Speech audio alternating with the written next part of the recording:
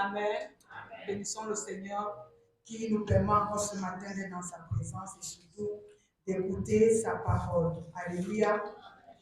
Nous sommes en train de parler des falsificateurs, nous sommes en train de parler de la restauration de nos destinées falsifiées. Le message de ce matin est un message d'encouragement et de responsabilité. Encouragement parce que, quelle que soit la manière dont nos destinées ont été falsifiées, détournées, quelle que soit la manière dont nos destinées ont été courbées, la restauration est possible avec le Seigneur. C'est un message d'encouragement parce que ce n'est jamais fini, aussi longtemps que le Seigneur n'a pas terminé son œuvre. Et un message de responsabilité parce que la restauration se fera avec toi et moi. La restauration se fera avec chacun d'entre nous. La restauration se fera avec chacun d'entre nous. Dieu veut que tu participes à ta restauration. Dieu veut que tu participes à ton relèvement. Dieu veut que tu participes à ta restitution.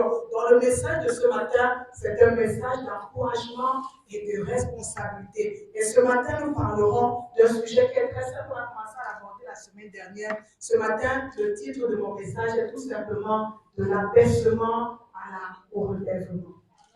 Alléluia. De l'abaissement au relèvement.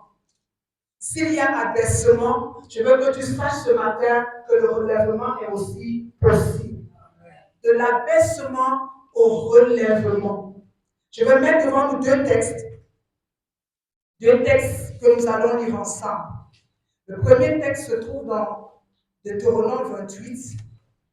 Il y a quand même pas mal de textes qu'on va lire ce matin, si le temps nous le permet. Deutéronome 28, verset 13, et nous lirons le psaume 8, du verset 5 à 9. Moi, je vais lire, on va lire ensemble Deutéronome 8, Deutéronome 28, 13, et on va demander au Révérend de nous lire le psaume 8, 5 à 9. Est-ce que nous sommes à la page, nous avons trouvé Deutéronome 28, verset 13. Est-ce qu'on peut le lire ensemble? Une fois et deux, si nous sommes à la page Deutéronome 28, verset 13. Si nous sommes à la page, nous pouvons lire ensemble. Une fois et deux.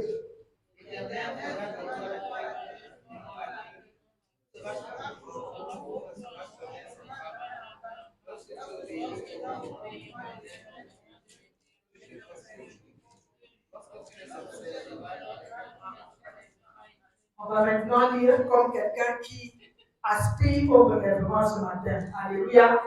À deux, nous lirons une fois et deux. L'Éternel fera de toi la tête et non la queue. Tu ne seras jamais en bas. Tu seras toujours en haut et tu ne seras jamais en bas lorsque tu obéiras au commandement de l'Éternel ton Dieu.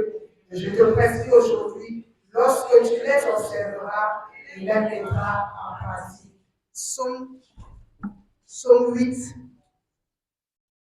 versets 5 à 9. Le Révérend dit va lire pour nous. Psaume 8, versets 5 à 9. Qu'est-ce que l'homme pour que tu te souviennes de lui, et le fils de l'homme pour que tu prennes garde à lui. Tu l'as fait de peu inférieur à Dieu, et tu l'as couronné de gloire et de magnificence. Tu lui as donné la domination sur les œuvres de tes mains. Tu as tout mis sous ses pieds, les brebis comme les bœufs, et les animaux des champs, les oiseaux du ciel et les poissons de la mer, tout ce qui parcourt les sentiers des mers. Alléluia. Amen. Voilà les choses que l'ennemi combat dans nos vies. La Bible déclare dans Deutéronome 28 que tu seras la tête et non la queue. Tu seras toujours en haut et jamais en bas. Et dans Somme, David se demande, mais qu'est-ce que l'homme que tu te préoccupes de lui? Et la Bible dit quoi? Tu l'as fait, est-ce qu'on peut dire ensemble si nous sommes là? Tu l'as fait de peu inférieur à Dieu. Tu l'as fait de peu inférieur à Dieu. Et tu l'as couronné de gloire et de magnificence. Tu lui as donné la domination sur les œuvres de tes mains. Tu as tout mis sous ses pieds. Voilà ce que l'ennemi combat dans la vie de tous les fils de Dieu. Voilà ce que l'ennemi convoite dans la vie de tous les fils de Dieu depuis le jour où il a été déchu, depuis le jour où il a perdu sa position d'autorité. Il combat cela dans la vie de tous les fils de Dieu. Il combat cela. Lui, il était élevé. C'est lui qui était couronné de gloire et de magnificence. Mais Dieu allait créer un homme à qui il a tout donné, qu'il a couronné de gloire et de magnificence. Il a créé seulement de peu inférieur à lui. Je veux que tu comprennes ce matin la gravité du combat dans lequel nous sommes engagés. Je veux que tu réalises ce matin l'importance, l'importance du combat dans lequel nous sommes engagés.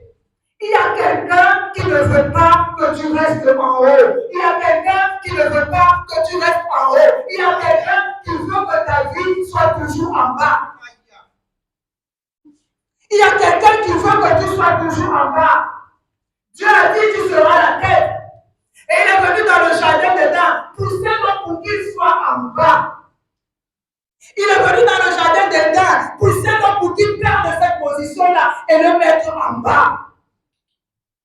Dieu a dit tu seras la tête, Dieu a dit tu seras en haut, mais l'ennemi travaille dans nos vies pour nous mettre dans la position inférieure.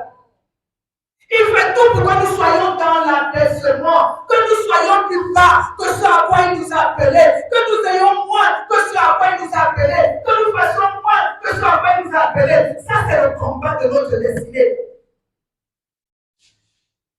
Il a fait de peu inférieur à Dieu. Donc après Dieu, c'est l'homme.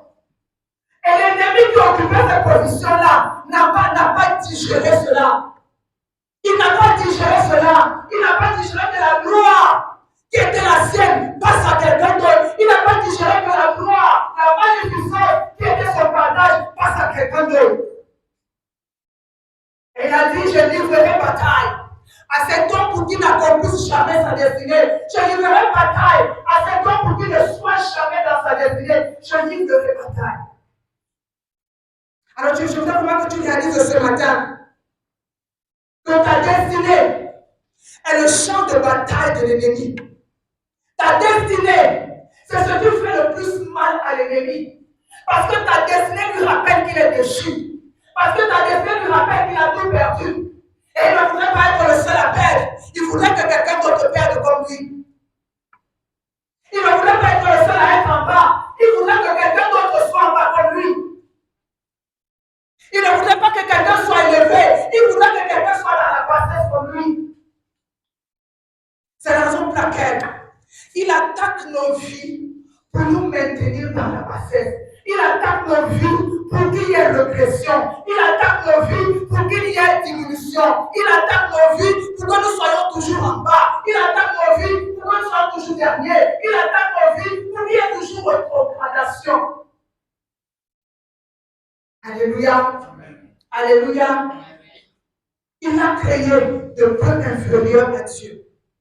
Il a couronné de gloire et de magnificence. Il a donné la domination sur toutes choses. Ça, c'est la position dans laquelle Dieu nous voit. Ça, c'est notre identité. Ça, c'est notre destinée. C'est à ça que Dieu nous appelle. Être en haut et non en bas. Dis avec moi dans le nom de Jésus. Je suis en haut et non en bas. Je suis premier et non dernier. Je suis en haut et non en bas. Je déclare ce matin que je suis en haut et non en bas. Je le prophétise ce matin dans le nom de Jésus. Alléluia. Je suis en haut et non en bas. Au lieu de l'élévation, au lieu de la percée, au lieu de la promotion, au lieu de la prospérité, il nous amène en bas. Lisons encore deux textes. On a lu le texte avec, je crois, c'est le pasteur Sylvain tout à l'heure. Un mal que j'ai lu sous le soleil, c'est que les princes qui sont censés marcher sur des chevaux, c'est eux qui marchent à pied. Il y a des versions qui disent, quand on parle de ce texte, que les stupides qui sont censés occuper des postes de rien du tout, c'est eux qui occupent des postes d'honneur. Et les hommes sages et intelligents, c'est eux qui occupent des postes sans valeur. Les hommes, c'est le terme de cette version, les imbéciles. C'est eux qui occupent des positions élevées. Mais les sages, les hommes de valeur, c'est eux qui occupent des positions sans valeur. Parce que ça, c'est le travail que l'ennemi fait. Et dans Deutéronome 28, verset 43, on a dit ça. On a dit ça en semaine de Deutéronome. Je suis juste en train d'introduire. 28, verset 43. Qu'est-ce qu'il est dit? L'étranger qui sera au milieu de toi s'élèvera toujours au-dessus de toi. Et toi, tu descendras toujours plus bas. Il te prêtera, c'est l'étranger. C'est celui qui n'a rien à faire avec l'alliance qui va te prêter. C'est celui qui n'a rien à voir avec tes sacrifices qui va te prêter. Il te prêtera. Et tu ne lui prêteras pas parce que tu n'en as même pas. Il sera la tête et tu seras la queue. Voilà à quoi l'ennemi ramène nos vies. L'étranger, celui qui n'a aucune alliance, c'est lui qui sera toujours devant. C'est lui qui sera toujours en haut. Et toi, fils de l'alliance, tu seras toujours en bas. C'est l'étranger qui n'a aucune alliance qui va te prêter de l'argent. C'est vers lui que tu vas te tourner pour demander du secours. Mais toi qui as une alliance, tu ne pourras jamais l'aider parce que tu n'as pas de ressources. Ça, c'est un mal que Ecclésiaste, que Salomon avait vu sous le soleil. C'est que les fils d'alliance, les fils qui ont une alliance, les fils qui ont une terre de vie avec le Seigneur, ils sont en bas. Et ceux qui n'ont rien, qui n'ont aucune alliance, c'est eux qui sont en haut. Alléluia. Première chose que je voudrais mettre devant nous, c'est que l'esprit d'abaissement combat toute forme d'élévation dans nos vies. L'esprit d'abaissement combat toute forme de percée dans nos vies. L'esprit d'abaissement combat toute forme de progrès dans nos vies.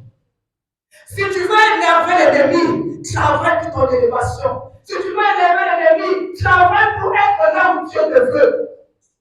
L'esprit d'abaissement combat tout ce qui est élévation, tout ce qui est percée, tout ce qui est agrandissement, tout ce qui est expansion, tout ce qui est élargissement. L'esprit d'abaissement combat cela dans nos vies, dans nos églises et dans nos maisons. Regardez souvent dans nos familles. C'est celui qui semble s'élever que la mort frappe souvent le plus rapidement possible. Parce que l'ennemi combat tout ce qui est élevé, tout ce qui est élevé, il combat cela. L'esprit d'abaissement combat et attaque toute forme d'élévation. L'esprit d'abaissement attaque toutes les actions, toutes les entreprises, toutes les initiatives, tout résultat qui peut t'amener dans ce à quoi Dieu t'a appelé. Ce n'est pas que tu ne vas pas travailler, ce n'est pas que tu ne vas pas entreprendre, ce n'est pas que tu ne vas pas faire les choses, mais l'esprit d'abaissement combat l'œuvre de tes mains, combat tes projets, combat tes entreprises, combat tes initiatives, combat tout ce qui peut amener une expansion dans ta vie. L'esprit d'abaissement. L'esprit d'abaissement, on l'a vu mercredi, agit comme une forme de pesanteur qui chaque fois que tu veux te lever, va te tirer vers le bas.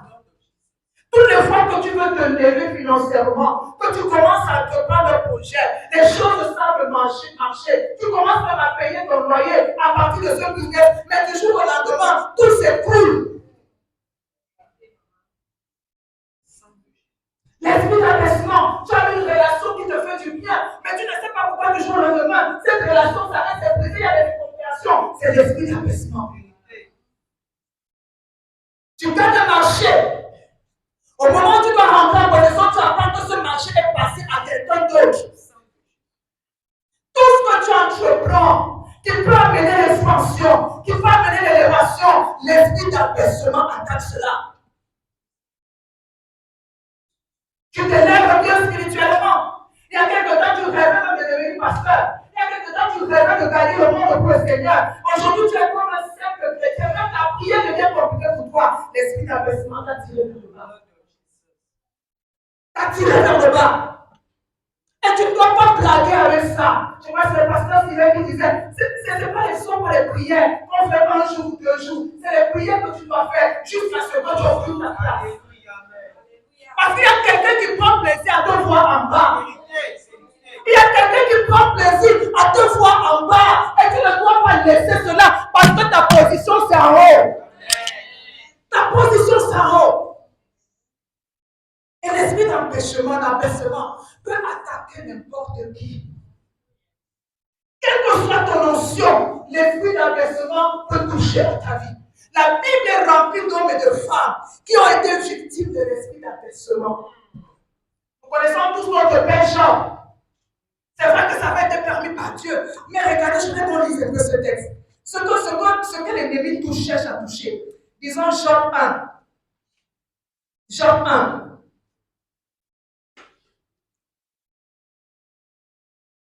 Le verset 9. Quand l'Éternel vend de Job, le bon monsieur prend la parole, il dit, et Satan répondit à l'Éternel, est-ce une manière désintéressée que Job craint Dieu? Ne l'as-tu pas protégé, lui, sa maison, et tout ce qu'il est, et tout ce qu'il y a avec lui? Tu as béni l'œuvre de ses mains, et ses troupeaux couvrent le pays. Donc, il voyait que Job était béni. Il voyait que Job avait des troupeaux. Il voyait que Job était prospère. Et c'est sur ça qu'il met l'accent. Il dit que tu n'as pas vu comment il est protégé. Tu n'as pas vu comment son troupeau couvre tout le pays. Tu n'as pas vu comment il est prospère. Tu n'as pas vu.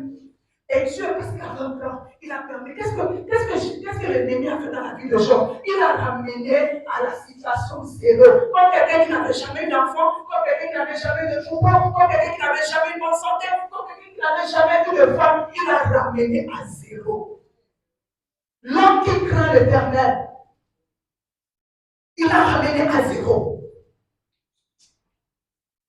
Tu n'as pas vu comment il a beaucoup de brebis. Tu n'as pas vu. Tu ne vois pas comment. Tu ne vois pas Charlotte qui est en train de, à cause de ses affaires qui sont en train de marcher. C'est pour ça que d'abord.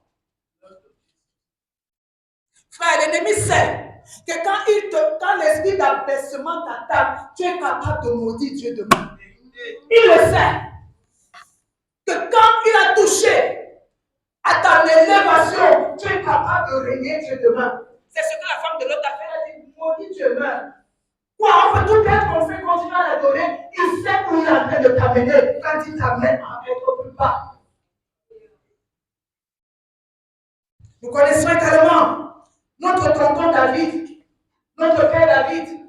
David qui était moine, l'homme selon le cœur de Dieu, mais qui du jour au lendemain, la personne qui fait le coup de temps n'est pas un étranger, c'est son fils. La personne qui fait le coup de temps n'est pas un étranger, c'est le fruit de ses entrailles.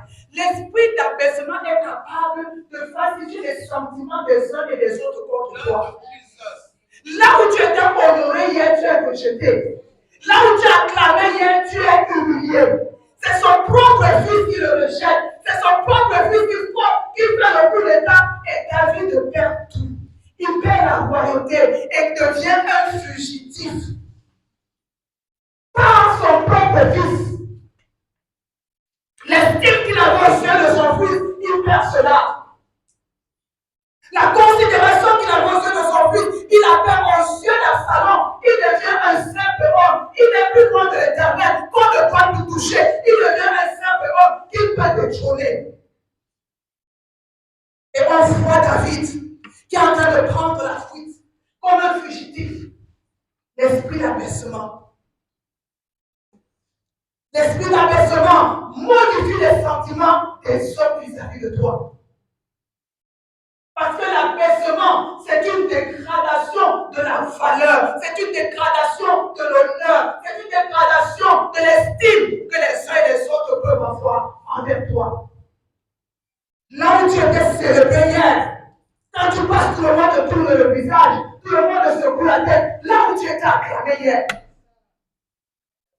Nous avons aussi l'exemple de notre grand-mère Naomi qui se battait. La Bible déclare qu'il n'était pas parti de Jérusalem pour faire du tourisme. C'est parce qu'il voulait un avenir meilleur. Maintenant, ils sont arrivés. La Bible déclare qu'ils ont tout perdu. Et Naomi revient à Jérusalem. Comme quelqu'un qui n'avait jamais été marié. Comme quelqu'un qui n'a jamais eu d'enfant. Elle revient vide. Elle était partie avec un mari. Elle était partie avec 2 fils. elle revient vite. Elle ne partait pas pour s'amuser. Elle voulait que sa vie change. Elle voulait que sa vie s'améliore. Elle voulait quelque chose de meilleur pour sa vie. Mais dans cette quête-là, l'ennemi les a frappés. Nous connaissons aussi l'histoire du fils prodigue qui, du nom de son père, a demandé son héritage. Et la Bible nous dit qu'il a dilapidé son héritage. Et il est devenu, lui, le fils d'un riche. Dans la maison de qui il y a des serviteurs. Lui, il est devenu le serviteur chez quelqu'un d'autre. Et quel serviteur? Celui qui garde les pourceaux. Et il est devenu non seulement celui qui garde les pourceaux, mais celui qui convoite la nourriture des pourceaux. Regardez jusqu'où l'abaissement peut nous amener. Il garde les pourceaux. Parce que les pourceaux ne mangent pas la même nourriture que nous. Lui, il arrive au stade où c'est ce que les pourceaux-là mangent qu'il désire parce qu'il n'a pas mieux. C'est ce que le porc mange. Parce que là, je dis pourceau, là, c'est peut-être trop. C'est ce que le porc mange. Vos regards mangent. C'est ça que lui voulait. Pourquoi? Parce que l'ennemi avait réussi à le ramener plus bas qu'il ne l'était. L'esprit d'abaissement. Chaque fois que tu te lèves, chaque fois que tu commences à te lever, et que des événements, et que des situations arrivent pour te ramener vers le bas, commence à prendre cela au sérieux. Commence à prendre cela au sérieux. Ne néglige pas ça. Chaque fois que tu fais des efforts, je ne suis pas en train de dire que tout le monde sera milliardaire, tout le monde sera premier ministre, tout le monde, nous serons des grandes maisons. Je suis en train de dire que chacun doit être là où il est censé être. Chacun doit avoir ce à quoi il est appelé. Chacun est censé être là où il doit être. Chaque fois que tu travailles et qu'il y a une percée, mais malheureusement ta percée est de courte durée, sache qu'il y a un problème. Sache qu'il y a un problème. Tu as des relations de courte durée, sache qu'il y a un problème. Tu as des affaires de courte durée, sache qu'il y a un problème.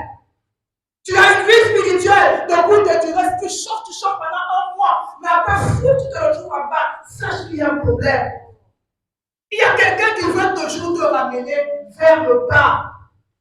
Vers le bas, vers le bas, vers le bas. Ne néglige pas ça. Parce que la personne qui est en bas, c'est lui, c'est pas toi. Mais il veut les gens qui vont l'accompagner en bas.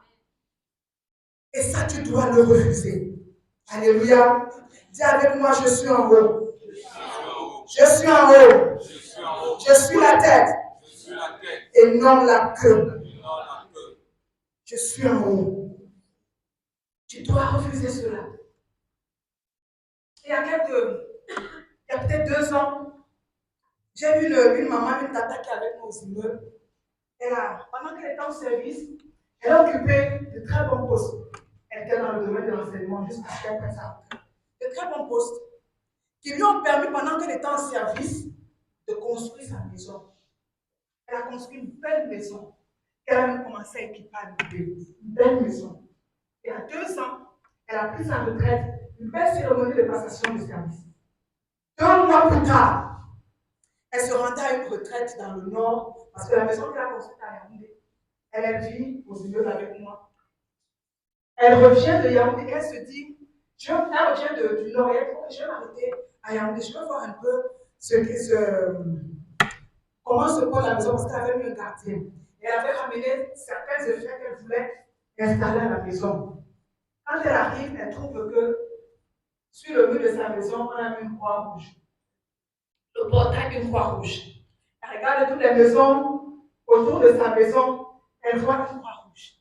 Elle demande au gardien, qu'est-ce qui s'est passé ici? Il dit, ah maman, il y a des gens qui sont passés là, ils ont dit qu'ils vont casser. Ils ont dit qu'ils vont casser depuis quand? Ça fait peut-être 6 mois. Et depuis 6 mois, je ne m'ai rien dit. La clôture des dossiers d'indemnisation avait déjà été. Elle va vers les voisins disent oui, on nous a signalé ici que la route doit passer dans toutes les maisons là, on doit les renverser, on doit les détruire. On a cherché votre contact pour vous signaler que les dossiers d'examination sont en train d'être montés. On est en train de recevoir les dossiers, on appelle votre contact et c'est déjà clôturé. La grâce qu'elle a eue, c'est qu'elle avait des relations qui lui ont permis de constituer son dossier. Mais elle était arrivée au stade où elle ne devait plus être en location. Elle devait être dans sa maison. Et jusqu'aujourd'hui, elle est encore en location parce que sa maison est détruite. Des années d'investissement, des années de travail, une belle maison en haut et en bas. Au moment de la retraite, où elle doit jouir de sa maison, on dit que la route doit passer par là.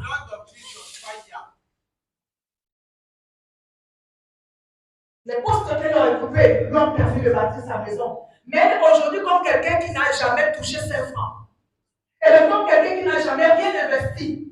Elle recommence, parce que même si on est dans l'île, ça ne sera jamais à la hauteur de ce qu'elle a investi. Elle est en train de recommencer au moment de la retraite. Pourtant, elle devait être en train de jouir au moment de la retraite. L'esprit d'abaissement fait tout pour te tirer vers le bas. Pour que tu sois toujours en train de recommencer. Pour que tu sois toujours à la même place. L'esprit d'abaissement met des limites à nos vies. Mais si l'esprit d'abaissement met des limites à nos vies. L'esprit d'abaissement ferme des portes sur nos vies.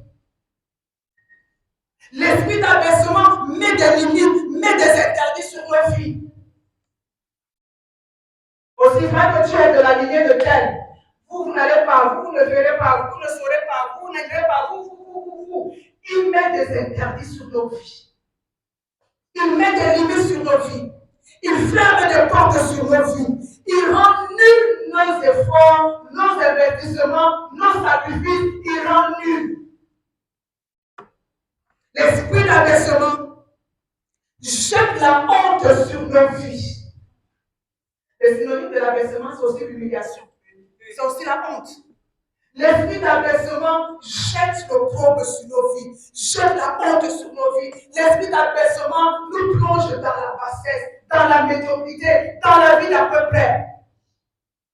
L'esprit d'abaissement. Dis avec moi dans le nom de Jésus. Je me lève ce matin contre toute forme d'abaissement dans ma vie. Je déclare dans le nom de Jésus que je suis en haut.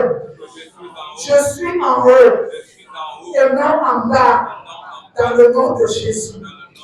Comment est-ce que l'esprit d'abaissement falsifie nos destinées? Comment est-ce que l'esprit d'abaissement attaque nos destinées? Comment est-ce que l'esprit d'abaissement opère dans nos vies? La première chose, je voudrais qu'on lise, on n'aura pas le temps. Dans Josué 9, on nous parle de l'histoire des Gabaonites. Je crois qu'on a déjà vu ça une fois. Les Gabaonites, qui étaient un peuple de Canaan. Canaan, la terre promise à Israël. Quand Israël arrive à Canaan, ils doivent conquérir Canaan. Et parmi les peuples qu'ils devaient chasser, il y avait Gabaon.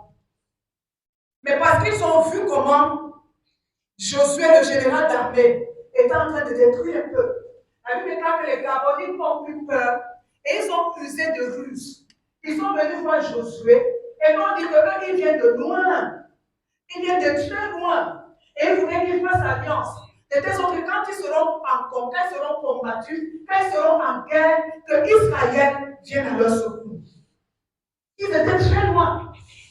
Même quelques jours plus tard, pendant que Israël est en guerre, est en train de livrer la bataille au peuple qui est à Canaan, ils découvrent que Gabaon est sur le territoire. Gabaon est à Canaan. Gabaon ne vient pas de loin comme ils ont prétendu. Gabaon est à Canaan. Et écoutez ce que Josué dit. La parole que Josué prononce. Disons Josué 9. Josué 9.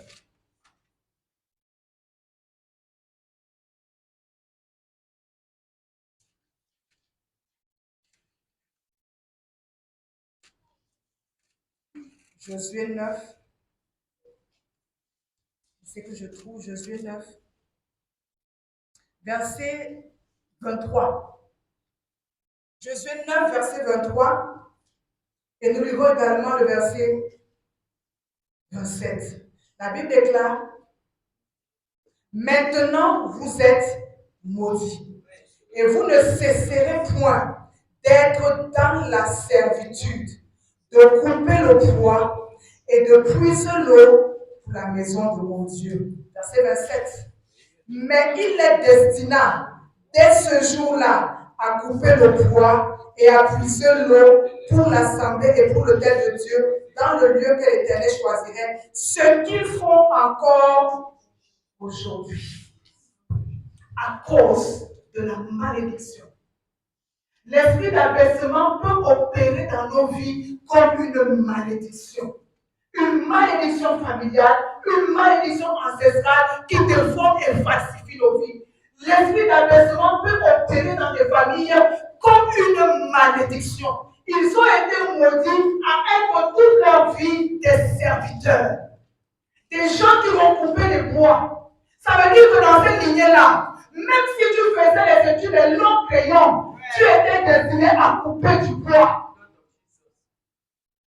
Même si tu avais des opportunités de percer, tu étais destiné. La Bible déclare qu'il est destiné. Il est destiné. L'abaissement peut opérer dans nos vies comme une malédiction. Une malédiction qui enferme notre destinée. Une malédiction qui paralyse notre destinée. Une malédiction qui enterre notre destinée. Les Gabaonites ont été réduits à devenir des coupeurs de bois, des puiseurs d'eau pour la maison d'Israël.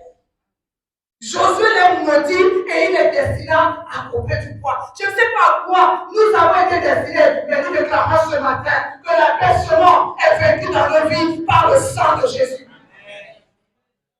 Il est destiné. Il destine toute la famille Gabaonite à couper du bois. À couper du bois pour la maison de l'Éternel.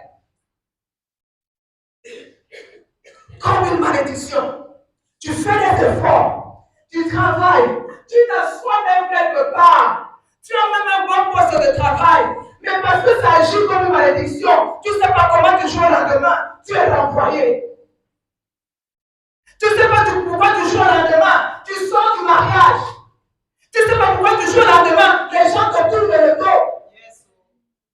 Parce que la malédiction de l'abaissement est en train d'agir. Il faut que ta place soit seulement bas. Il faut que toi, tu sois seulement bas. Il faut que toi, tu restes seulement bas. La malédiction de l'abaissement. Il y avait mon nom de Jésus. Toute malédiction d'abaissement qui a été proclamée sur ma vie, qui a été proclamée sur ma famille, à cause de mon alliance avec Jésus, à cause de mon alliance avec Jésus, je brise ce matin cette malédiction sur ma vie, dans le nom de Jésus. Je brise toute malédiction d'abaissement dans ma vie ce matin, au nom de Jésus. Je brise cela sur mes enfants. Tout ce à quoi nous avons été destinés, si les avons destinés à travailler, si les avons destinés à être libres, mais il les a destinés à couper du bois. Donc il a enfermé leur destinée à être coupeur de bois.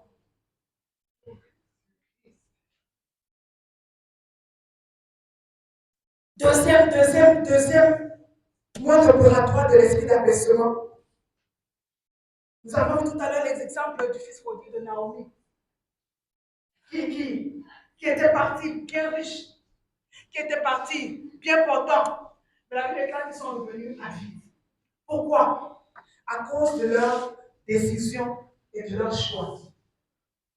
L'esprit d'abaissement peut aussi nous pousser à faire des choix et à prendre des décisions qui vont amener nos vies dans la détresse. L'esprit d'abaissement peut nous pousser à prendre des décisions, à faire des choix qui vont amener la régression dans nos vies. Nous connaissons l'histoire de Lot et d'Abraham. Au moment où tous les deux étaient très riches. Et puis Abraham a dit à l'autre, regarde, le pays est devant nous, très vaste. Choisis là où tu vas aller. Si tu vas à gauche, moi je vais aller à droite. Si tu vas à droite, moi moi je vais à la gauche. La Bible dit que quand l'autre a levé les yeux, il a vu le pâturage vert.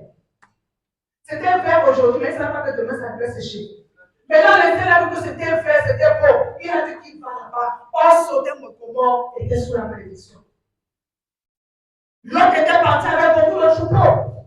L'autre était parti avec beaucoup de richesses. Mais il n'a eu pour salut que sa propre vie et celui de ses filles. Pourquoi? À cause de son choix, à cause de ses décisions. Il y a des décisions qui amènent la régression dans nos vies. Il y a des décisions qui amènent l'abaissement dans nos vies. Il y a des décisions qui amènent la honte dans nos vies. Il y a des choix qui amènent le pauvre dans nos vies. Il y a des choix qui amènent la honte dans nos vies. Tu te retrouves dans une affaire où demain c'est toi qui vas pleurer. Tu te retrouves dans une relation où c'est toi qui vas pleurer demain. Tu te retrouves dans un business où c'est toi qui paieras le plus fort demain. Nos choix et nos décisions. L'esprit d'abaissement attaque nos vies par nos choix et par nos décisions. C'est la raison pour laquelle nous avons besoin de la sagesse et du discernement du Saint-Esprit. C'est pour ça que nous avons besoin que nos choix et nos décisions soient basés sur la parole de Dieu. L'esprit d'abaissement attaque nos vies par nos choix et nos décisions. Aujourd'hui, ça paraît vert. Aujourd'hui, ça paraît prospère. Mais tu ne vois pas encore l'issue. Mais aujourd'hui, tout est beau. Aujourd'hui, tout est facile. Aujourd'hui, tout est bon. Mais tu ne vois pas encore l'issue. Troisième façon dont l'esprit d'abaissement attaque nos vies, c'est au moyen de nos pensées. Au moyen de nos pensées, de la manière dont nous pensons, la manière dont nous voyons. La manière dont nous voyons les circonstances de nos vies. La Bible déclare dans le livre de Proverbes. J'espère que je vais me retrouver. Dans le livre de Proverbes, comme un homme pense dans son cœur, tel il est. Proverbe 23, verset 7. Il dit quoi? Comme un homme pense dans son cœur, tel il est. Comme un homme pense dans son cœur, par rapport à sa vie, par rapport à ses situations, c'est comme ça qu'il sera. Ta manière de penser, ta manière de te voir, ta manière de penser. Rachel était tellement déprimée qu'elle passait le temps à souhaiter la mort. Et malheureusement, Rachel est morte plus tôt que prévu. Elle était déprimée parce que sa vie ne tenait pas, qu'elle ne pensait qu'à la mort. La génération d'Israël, les hommes qui sont sortis d'Israël, ce n'est pas cette génération-là qui est entrée en Canaan. Parce que ce sont des gens qui étaient toujours tournés vers le passé. Ce sont des gens qui pensaient toujours au passé. Toute cette génération qui est sortie avec Moïse est morte dans le désert. C'est la génération de Josué qui est rentrée à Canaan. Pourquoi? À cause de leur façon de penser. Ta façon de penser peut amener l'abaissement dans ta vie. Ta façon de te voir peut amener l'abaissement dans ta vie. Alléluia. Ta façon de te voir. Ce n'est pas parce que ça ne marche pas que tu es condamné. Ce n'est pas parce que ça ne marche pas que c'est fini pour toi. Ce n'est pas parce que ça ne marche pas que tu ne t'en sortiras jamais. Ce n'est pas parce que ça ne marche pas que la tombe est préparée pour toi. Ce n'est pas parce que ça ne marche pas que la prison t'attend quelque part. Ce que tu penses, c'est ce que tu seras. Alléluia. Ce que tu penses peut amener l'abaissement dans ta vie. C'est la raison pour laquelle il faut que cette parole du Seigneur qui dit « Je suis la tête et non la queue » soit ancrée dans notre esprit. Je suis la tête. Je suis en haut. Je suis en haut. Je suis en haut. Je suis en haut. Et il faudrait que nous alignions nos pensées sur la pensée du Seigneur. Que nous alignions nos pensées. Peu importe les circonstances. Même si tu sais, tu es conscient que ta destinée a été déformée, pense à la restauration de ta destinée. Vois-toi être relevé, vois-toi sortir des tombes, vois-toi sortir des cachots, vois-toi sortir des cimetières, vois ta vie telle que Dieu l'a fait. Alléluia. Alléluia. Une autre façon d'opérer de l'esprit d'abaissement, c'est par la méchanceté humaine. Alléluia. Dis avec moi la méchanceté humaine. Dis la méchanceté humaine. Nous connaissons l'histoire de Jacob chez Laban. La Bible est pendant 6 ans, parce qu'elle avait travaillé 20 ans, 14 ans pour avoir une femme, il a finalement eu 2, mais 6 ans pour avoir les biens matériels. Mais on dit que pendant 6 ans, son beau-père a changé son salaire. En fait, il n'avait pas ça quoi, il avait droit. Il n'était pas payé à la hauteur de ses sacrifices. Il travaillait pour agrandir son troupeau. Il travaillait pour élever sa richesse. Il travaillait pour une personne matérielle et financière. Parce qu'il avait 2 fois des enfants. Il fallait qu'il prenne soin d'eux. Et la richesse à cette période-là, c'était le troupeau. Il travaillait pour avoir. Mais son oncle là, a passé le temps à le tromper. Et Jacob n'avait rien. Tout simplement parce que son oncle avait de la méchanceté dans son cœur. Comment peux-tu faire ça à ton gendre qui a épousé tes 2 enfants? Ils vont manger quoi? Ils vont manger quoi? C'est ton gendre. Il a tes 2 enfants, il a tes petits-fils. Mais tu fais tout pour qu'il ait toujours des bêtes chétives. Avec quoi tes enfants vont être heureux dans sa maison? La Bible déclare qu'il a changé son salaire pour frustrer sa vie. Parce que l'esprit d'abaissement frustre nos vies. Parce que l'esprit d'abaissement libère la souffrance dans nos vies. Parce que l'esprit d'abaissement libère la douleur dans nos vies. 6 ans de douleur, 6 ans de souffrance, 6 ans de malheur, à travailler, à souffrir sous le soleil, sous la pluie, mais pour ne rien avoir. La Bible parle de Jephthé. Nous connaissons l'histoire de Jephthé. Dans Juge, je crois que c'est dans Juge 11. Quand on introduit la vie de Jephthé, on dit que Jephthé était un vaillant héros. Et quand on continue, on dit que c'était le fils d'une prostituée. Et quand on continue, on dit qu'une fois que ses frères, parce que son père a eu d'autres enfants, que ses frères, une fois devenus, quand on fait quoi? On chassait Jephthé et on dit tu n'auras pas d'héritage dans la maison de notre père. Tu n'auras pas d'héritage. Pas d'élévation pour lui, pas de grandeur pour lui, pas de joie pour lui. Lui, il n'aura pas d'héritage et ils l'ont chassé. Mais la bonne nouvelle, alléluia, c'est que celui qu'on avait chassé hier, c'est celui qu'on allait chercher le lendemain. Celui qu'on avait rejeté hier, c'est celui qu'on allait chercher après. Parce que s'il y a abaissement, il y a aussi relèvement. S'il y a abaissement, il y a aussi restauration. Et Dieu qui est juste est un Dieu qui s'est relevé. Oh, il avait cherché l'avant, pensé qu'il allait abaisser indéfiniment Jacob, et il ne savait pas que Jacob avait un Dieu qui était capable de le relever. Et il a dit, mon Dieu a pris de ce qui était à votre père et il me l'a donné. Alléluia.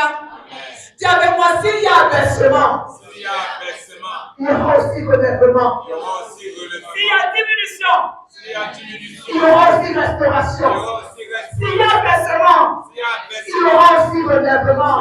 Quels que soient les lieux où j'ai été abaissé, je proclame ce matin mon relèvement dans le nom de Jésus. Je proclame ce matin mon relèvement dans le nom de Jésus. Jésus avait été chassé. Il avait 3 héritages. Il avait 3 maisons. Il avait 3 offrandes. Il avait 3 aux richesses de son père. Mais les frères, est-ce que c'était par jalousie? Est-ce que c'était par méchanceté?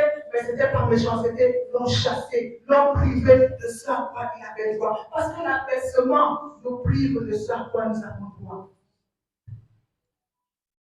Mais quelques temps plus tard, quand on est venu attaquer Israël, la Bible nous dit que les anciens d'Israël sont allés chercher Jephthé. Ils sont allés chercher Jephthé. La Bible nous dit que la pierre, quand rejetée, est devenue la principale. C'est ça le Dieu du relèvement. Alléluia. C'est ça le Dieu du relèvement. C'est ça le Dieu du relèvement. Je ne veux pas que tu voies ce par quoi tu passes comme c'était la fin. Il y a un relèvement qui est possible pour nous, qui est possible pour le rocher. Notre relèvement est possible. Et comment Dieu veut que tu participes à ton relèvement? La Bible nous dit ceci. Est-ce qu'on peut lire? On va couper. Allons dans Job 22. Job 22. Comment est-ce que Dieu veut que tu participes à ton relèvement? Job 22, verset 29. Je voudrais que chacun d'entre nous trouve cela. Job 22, verset 29. Est-ce qu'on peut lire ensemble? Est-ce qu'on peut lire ensemble? À deux, nous lirons une fois et deux. Une fois et deux. Vienne l'humiliation, priera pour ton relèvement. Je secoue celui qui Vienne l'humiliation, tu prieras pour ton relèvement. Je vais vous lire ça dans d'autres versions. La Bible nous dit, quand on t'aura abaissé, ou quand on aura abaissé quelqu'un, et que tu diras qu'il soit élevé, alors Dieu délivrera celui qui tenait les yeux baissés. Je prends une autre version, Bible en français courant. On voudra t'humilier, mais tu diras debout. On voudra t'humilier, mais toi tu diras debout. On voudra t'abaisser, mais toi tu diras debout. On voudra te piétiner, mais toi tu diras debout. On voudra t'abaisser, mais toi tu diras non, je vais rester debout. On voudra t'abaisser. La malédiction familiale voudra t'abaisser. Mais toi, tu diras, non, je veux rester debout. King James dit ceci. Quand ils vont te jeter à terre, toi, tu diras, viens l'élévation.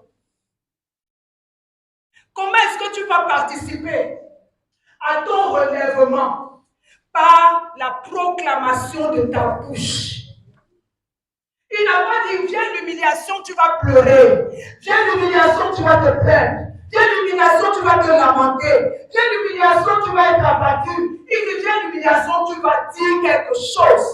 Tu vas parler, tu vas parler, tu vas déclarer, tu vas proclamer, tu vas prier. Viens l'humiliation, tu dois prier.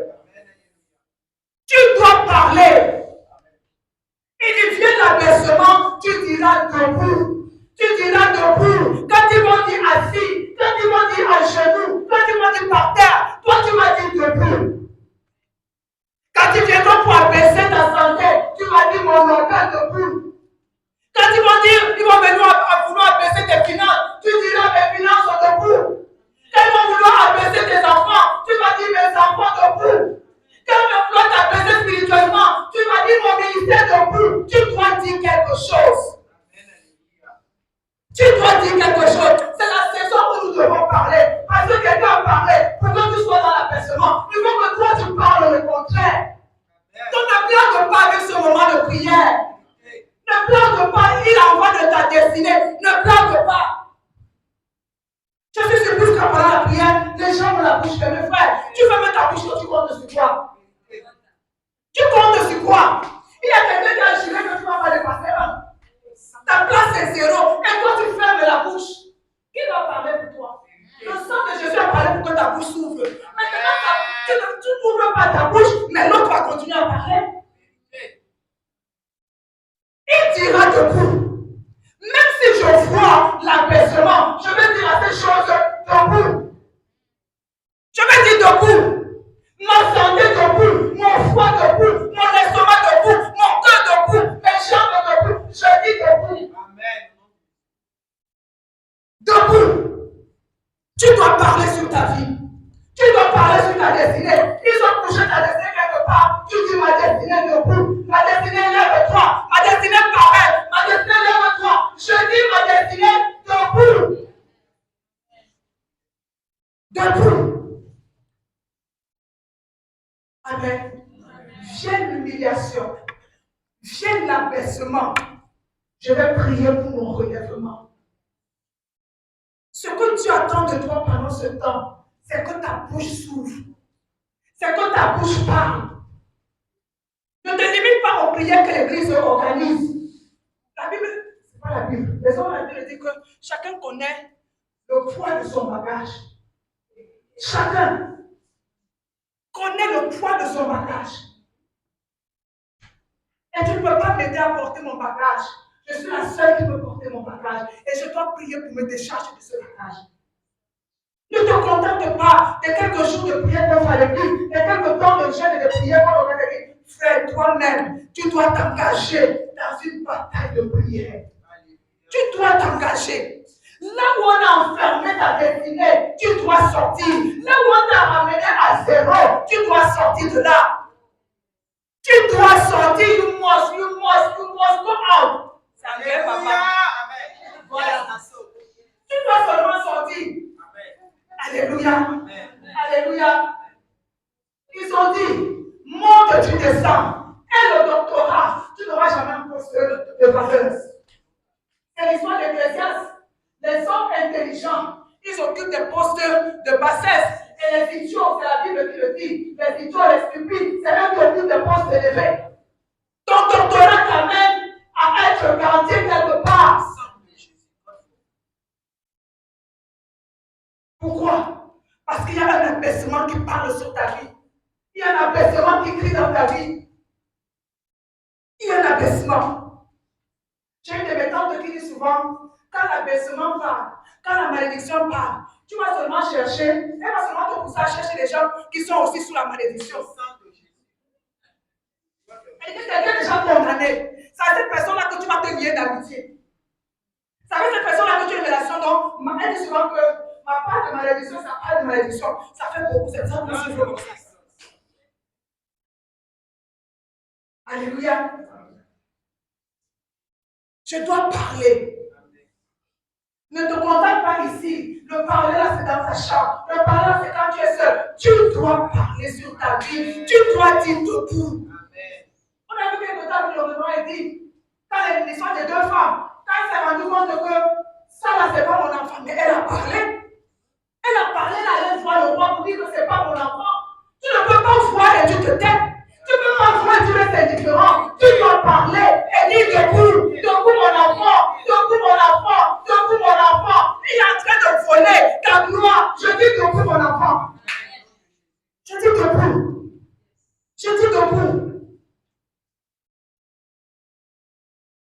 Il ne faut pas qu'il arrive au point où il va nous museler en regardant les spectateurs. La seule chose qu'on sait faire avec nos bouches, c'est nous lamenter et nous plaindre.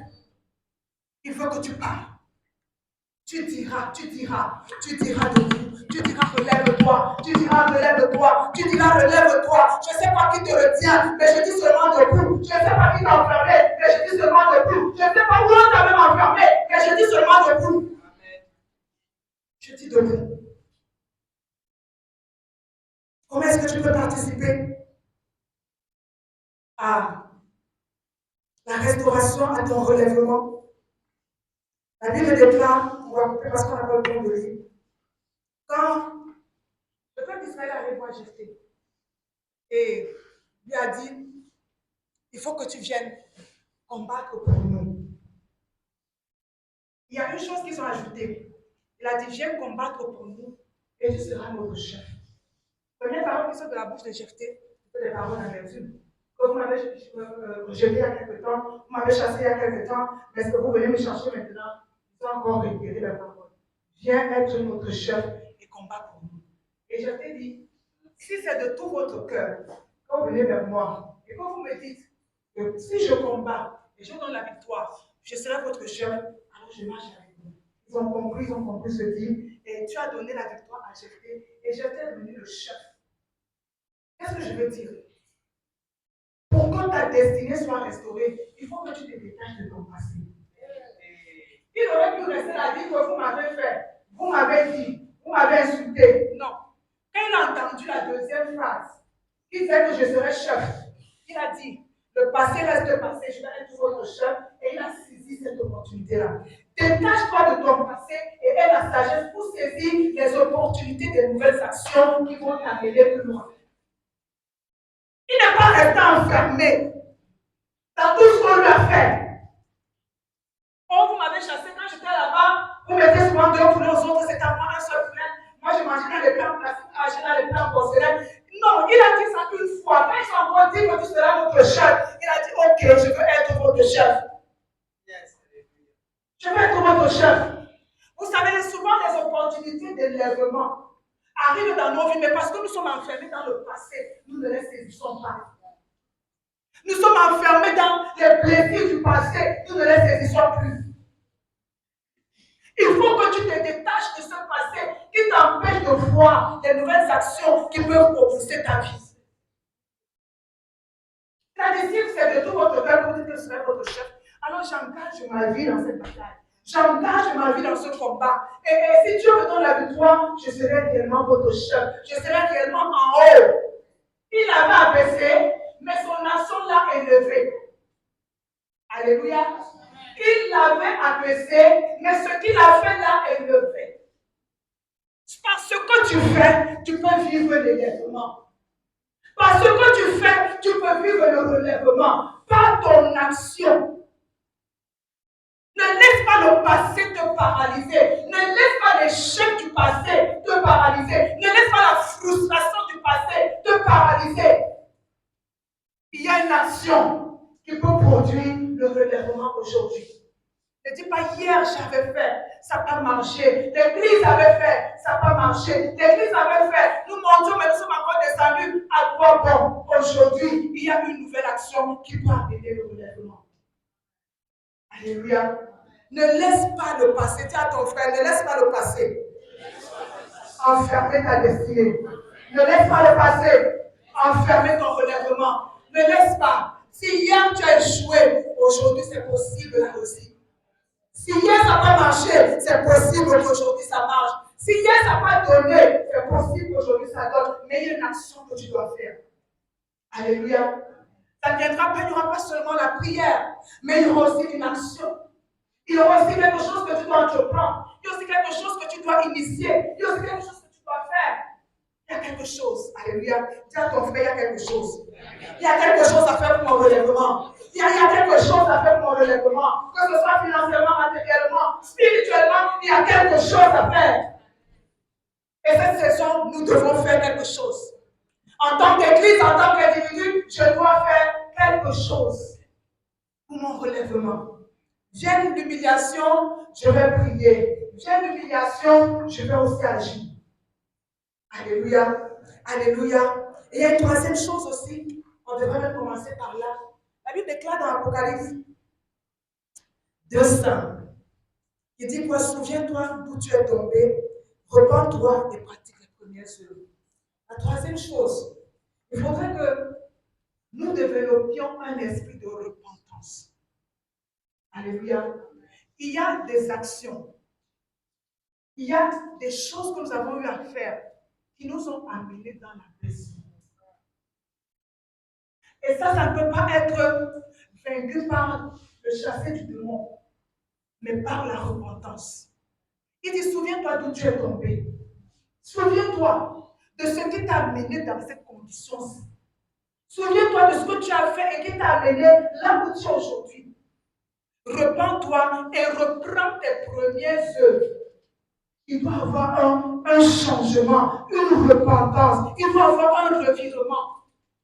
Parce qu'il y a des choses, il y a une façon de faire qui me maintient dans l'abassement. Il y a une façon de faire qui me maintient dans la régression. Il y a une façon de faire qui me maintient dans la diminution. Il y a une façon de faire. C'est généralement une partie que nous ne devons pas entendre. Mais il doit y avoir un changement dans toutes ces façons de faire qui amènent l'abaissement dans nos vies. Qui amènent l'abaissement. On parle tout le temps des dîmes. Tu ne peux pas être quelqu'un qui aspire à la percée financière. Mais tu as une façon de faire avec tes finances qui amène le dévoreur à détruire tes biens. Tu ne peux pas. Tu ne peux pas donner ça à l'ennemi. Tu ne peux pas donner ça à l'ennemi.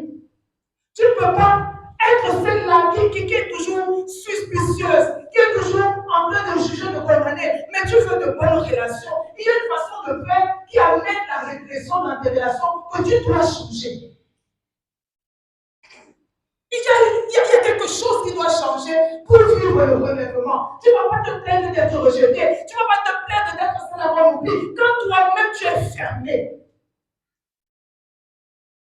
il y a une façon de faire qui doit changer. Il dit, souviens-toi d'où tu es tombé. Devant le Seigneur, qu'est-ce qui a amené ça? Qu'est-ce qui a amené cette régression spirituelle? Qu'est-ce qui m'a amené aujourd'hui à trouver prier difficile, à ne plus avoir envie d'aller à l'église, à ne plus avoir envie de m'engager? Qu'est-ce qui a amené ça? Qu'est-ce qui m'a amené aujourd'hui? Hier, j'étais engagé. Hier, j'étais là à servir le Seigneur. Hier, je me donnais au Seigneur. Mais qu'est-ce qui m'a amené aujourd'hui à me désengager? Souviens-toi d'où tu es tombé. Souviens-toi et repars cela. Souviens-toi et repars cela. Repars cela. Alléluia. Alléluia. Dis à ton frère, souviens-toi. Dis-lui, souviens-toi. Ce n'est pas un message de condamnation. Dis simplement à ton frère, souviens-toi. Où tu es tombé. Je vais revenir sur le plan spirituel. Regarde ta vie aujourd'hui. Regarde ta vie aujourd'hui. Quand tu arrivais au rocher, quels sont les désirs que tu avais dans ton cœur? Quand tu arrivais au rocher, quelle est la vision que tu avais de ta vie étant au rocher? Et quelle est la vision que tu as aujourd'hui de ta vie étant toujours au rocher? Souviens-toi d'où tu es tombé. Entre 5 ans, entre 6 ans et aujourd'hui, il y a eu un fossé. Ce n'est plus la même personne. Ce n'est plus le même engagement. Ce n'est plus la même consécration. Ce n'est plus le même attachement. Ce n'est plus la même ferveur. Ce n'est plus le même feu. C'est tombé où? C'est tombé où? C'est tombé où? Ton zèle est tombé où? Ta consécration est tombée où? Ton attachement est tombé où? Ta foi est tombée où? C'est tombé où? Souviens-toi d'où c'est tombé. Alléluia. Alléluia. Je vais entendre les amen. Alléluia. Souviens-toi d'où c'est tombé. Alléluia. Et il y a aussi une bonne parole. Une bonne parole. La Bible déclare je crois que c'est dans 2 Rois, nous connaissons l'histoire du roi Joachim.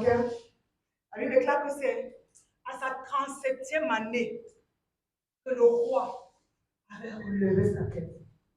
37 ans de captivité, 37 ans où il était esclave, 37 ans où c'était un prisonnier. Mais la Bible déclare qu'à la 37e année, le roi releva la tête de Joachim. Il le tira de la prison. Il changea ses vêtements et il le fit asseoir jusqu'au soir de sa vie à sa table. Il mangea avec lui jusqu'au soir de sa vie. Dieu a relevé sa tête. Il y a un autre aspect du relèvement, c'est l'intervention surnaturelle de Dieu. C'est l'intervention de la grâce de Dieu. C'est l'intervention de la miséricorde de Dieu qui relève nos têtes, qui relève nos vies, qui relève. On ne sait pas pourquoi c'est seulement la 37e année. Qu'est-ce qui s'est passé dans l'esprit de ce roi-là pour que chacun sorte de la prison? L'intervention de la grâce surnaturelle de Dieu.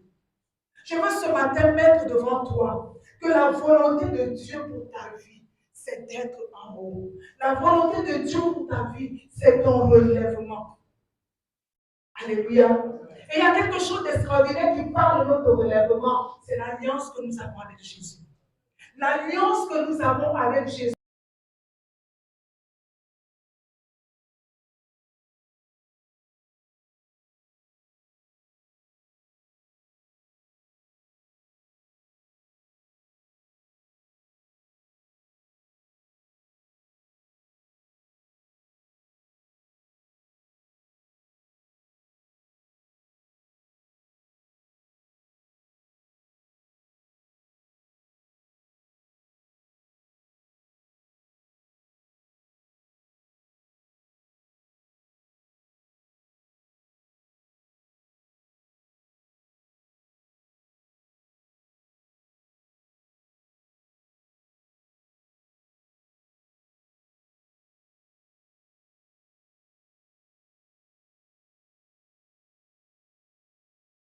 Dieu parle mon élévation.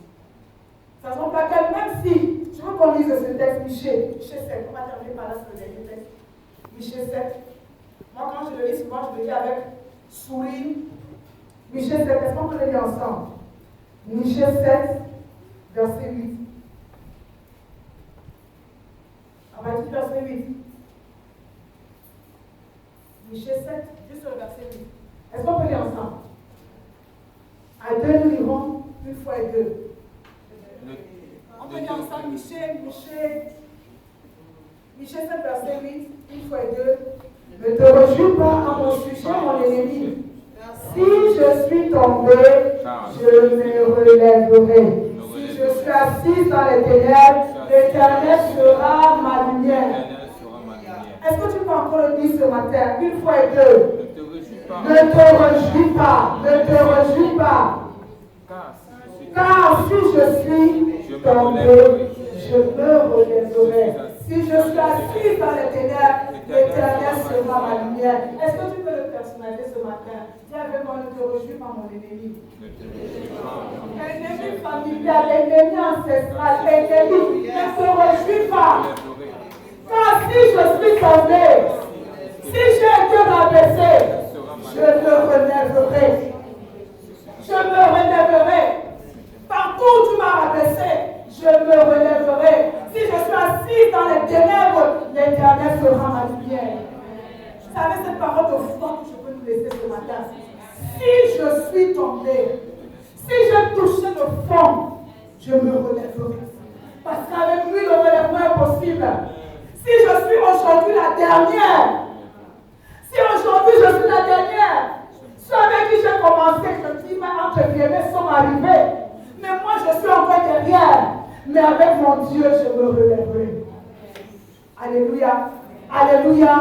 Si je suis tombé, si, il y a des choses qui vont être enlevées, des choses que j'ai perdues, je suis revenu à la case zéro, je me relèverai. Il y a quelque chose, quand on prie, je sais pas si c'est la prière en ligne, le pasteur qui a dit, la restauration passe aussi par l'accélération. Alléluia. Dis, le relèvement aussi s'accompagne de l'accélération. Le relèvement s'accompagne aussi de l'accélération. Ça veut dire ça aux autres pour arriver là où ils sont. Mais en 3 ans, tu peux arriver aussi. Parce que la grâce de l'accélération accompagne le relèvement. Si je suis tombée, si ma famille est tombée, si aujourd'hui nous sommes les derniers, je me relèverai. Alléluia. Est-ce qu'il y a quelqu'un qui le dit ce matin? Alors si tu le dis ce matin, je veux que tu te mettes debout, que je me relèverai, je me relèverai, je me relèverai, je me relèverai. Le rocher